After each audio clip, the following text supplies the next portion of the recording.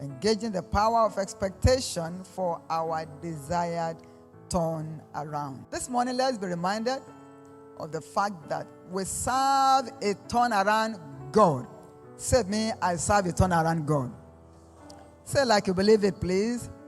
I serve a turnaround God. And Shiloh is a mountain of turnarounds. Shiloh is a mountain of turnarounds.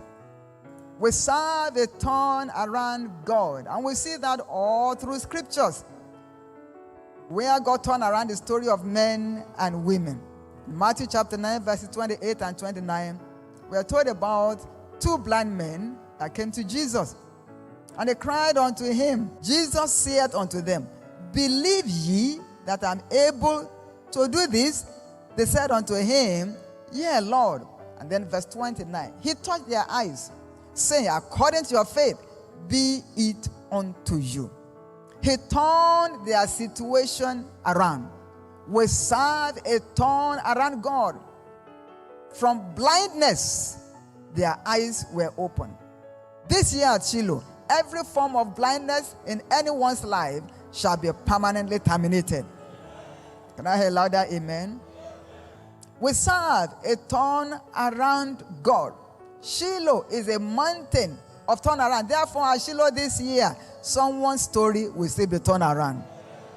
If you are the person, let your amen show it. No one's desire at Shiloh this year shall be dashed on the ground. Even before we enter Shiloh, supernatural turnaround testimonies will be the portion of somebody here. And if you are the person, let your amen show it. What is expectation? From the interpretation of the Bible. What is biblical expectation? We've heard definitions from Monday when we began. What is biblical expectation? It simply means a confident belief. A confident belief. Say it, a confident belief. A confident belief or a strong hope that a particular event will happen.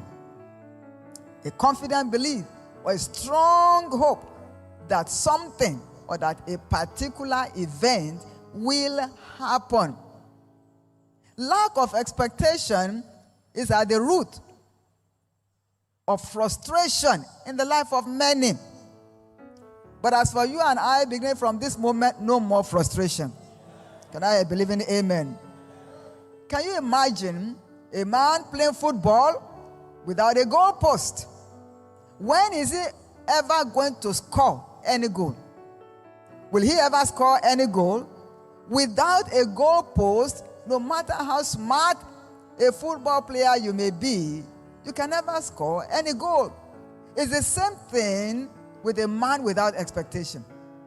A man without expectation can be likened to a man playing football without a goal post. It leads to frustration. But as for you and I, no more frustration. Can I hear louder? Amen. Therefore, as we get set for Shiloh this year, let's ensure that we put our expectation in place. And this morning, we are looking at the fact that faith, among other things, is never late. Faith is never what? Say me, faith is never late. And remember we said faith simply means word-based expectation. In other words, faith, which is word-based expectation, is never late. It is never late. It is never late.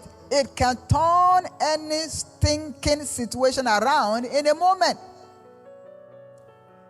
And the example in the Bible that easily comes to mind is that of Lazarus. We're told in John's Gospel chapter 11. John chapter 11. Let's look at verse 21 and 23. John 11:21. Then said Martha, the sister of Lazarus, unto Jesus, If thou had been here, my brother had not died. In other words, it's already late. He is dead. If you were here before now, he wouldn't have died. But now that he is dead, it's already late. Verse 23. Verse 23. Jesus said unto her, thy brother shall do what? Shall live again.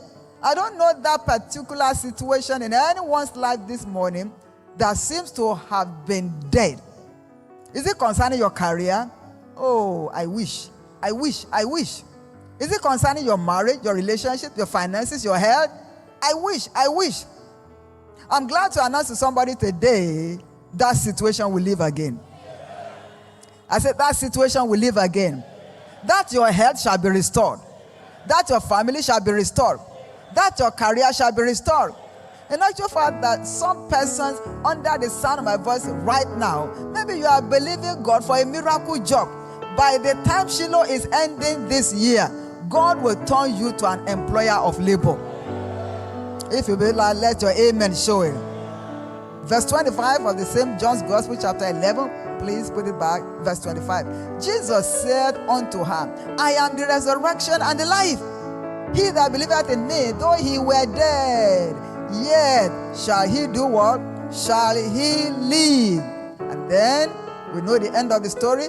Let's jump to verse 39. Verse 39. Jesus said, take here away the stone. Martha, the sister of him that was dead, said unto him, Lord, by this time, he does what? He stinketh. Remember, we just said he can turn any stinking situation around in a moment. By this time, he stinketh. Verse 14. Jesus said unto her, didn't I tell you, if you believe, if you have a confident expectation, thou shalt see the glory of God. And then take away the stone. And then Jesus gave thanks. And at the end of the day, what happened? Lazarus came forth. Verse 44. What happened to Lazarus? Verse 44, please. John 11:44. He that was dead did what? Did what? He came forth. And Jesus said, loose him and let him go. Your testimony is coming forth. Say me, my testimony is coming forth. Say like you believe it, my testimony is coming forth. Please convince your neighbor, your testimony is coming forth. Shout it loud, amen. That stinking situation can be turned around in a moment. We've seen it done several times. And remember the testimony we had this morning. Miracle baby, miracle job. And we have several other testimonies before. You have been listening to the testimonies of others of turnaround. Yours shall be the next. I say yours shall be the next.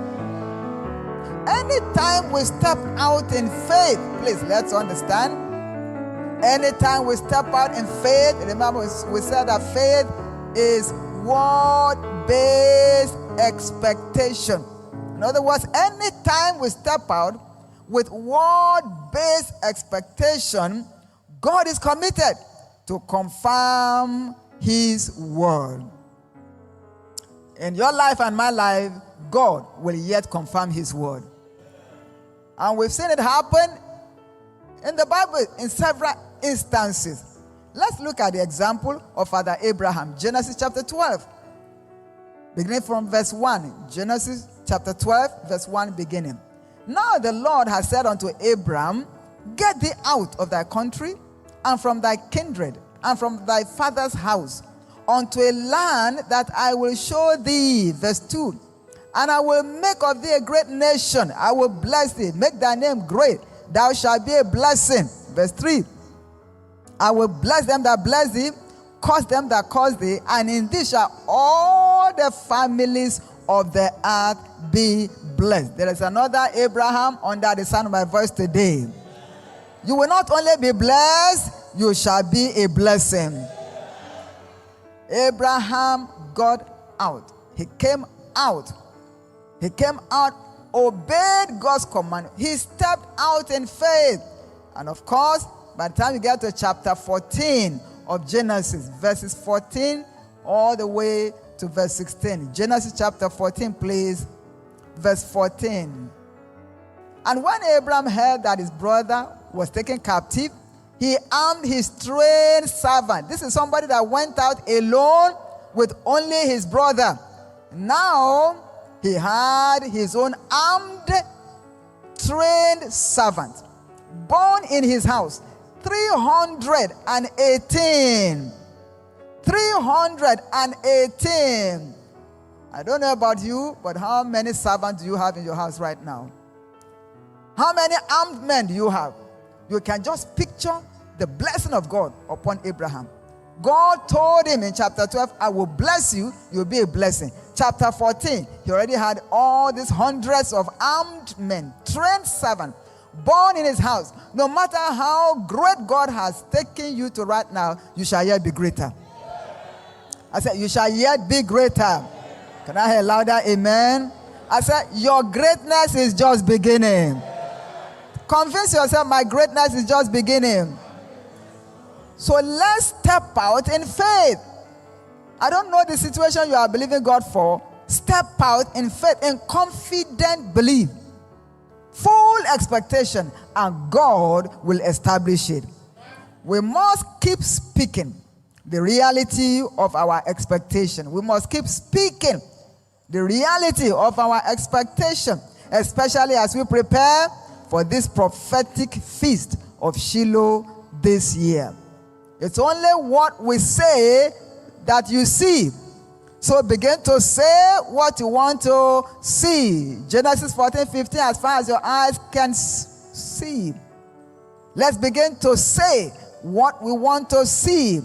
What do you want to see at Shiloh this year? Remember, we have been told the key to flourishing in hard times shall be delivered into our hands. Are you returning with those keys? Are you returning with those keys? This year, none of us will return without the keys to flourishing in hard times. Say me, I shall return with the keys. Say louder, I shall return with the keys. One more time, I shall return with the keys. It's a mountain of turnaround. Every negative situation in everyone's life shall be turned around at Shiloh. Mark 11:23. Therefore, let's begin to say it. Let's begin to declare it. Let's begin to proclaim it boldly, boldly. Verily I say unto you, whosoever shall say unto this mountain, whatever that mountain might be, begin to say unto it, you shall become a plain ground. Begin to speak what you want to believe, what you want to see. Begin to speak what you want to see at Shiloh. Shiloh, this year, I am returning fired up in my spiritual life. How about you? Shiloh, this year, I am returning a new person. How about you? Shiloh, this year, I am returning with my turnaround testimonies. How about you? As you begin to declare it, God will deliver it into our hands.